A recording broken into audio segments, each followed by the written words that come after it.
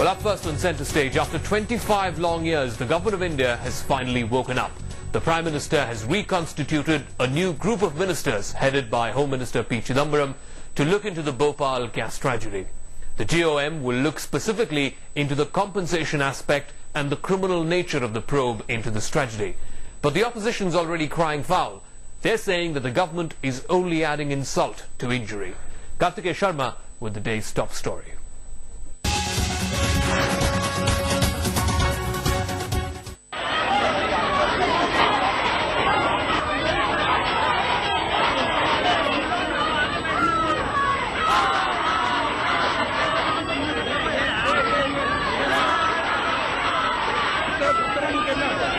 भोपाल के लोग पीड़ित हैं, बीमार हैं, लेकिन इंसाफ के लिए लड़ने के लिए फिर भी तैयार हैं।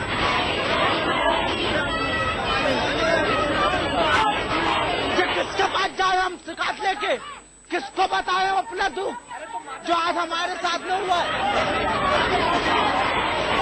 A paltry 2 years for 20,000 deaths and 2 decades of misery. A verdict that has outraged a nation and the entire world. Angry, disappointed, let down by their own government, residents of Bhopal took to the streets demanding justice.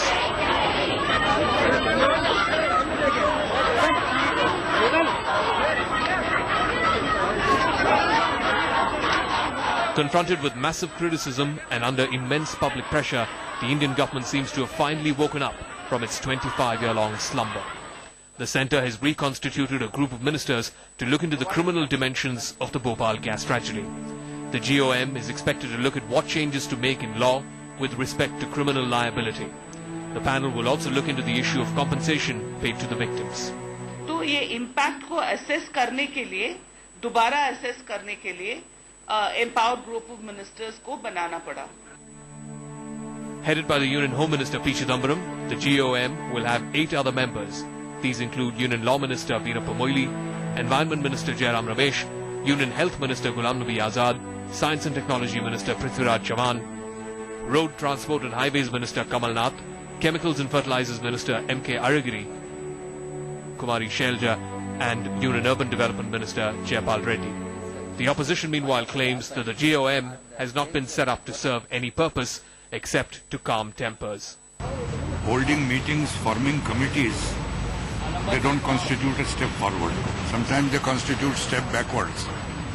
That is to say, to delay any decision. An argument that has found support from legal experts as well. I don't think anything is going to happen. I don't even think these persons are going to go to jail at any stage. Well, what they can do is they can double the compensation and pay. They made such a shameful settlement. 1/10 of what compensation a person should get, that's what they gave them. Probably less than that. Well, give them another 1,000, 2,000 crore rupees. Give people compensation.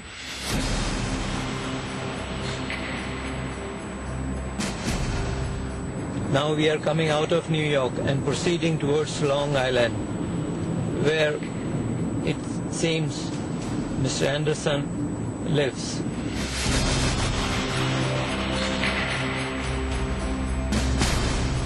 While the government is waking up to the tragedy, in India, headlines today got on to Warren Anderson's trail in New York. We travelled to his luxurious house in Bridgehampton in Long Island, where he's been leading a life of luxury instead of facing trial in India. The group of ministers on Bhopal is a classic case of too little and too late. By reconstituting the GoM, government wants to make up by increasing the compensation and recreating a new law. But the pertinent question is that why did then Congress government allow Anderson to flee? Until that fundamental question is not answered, this case cannot be put to rest.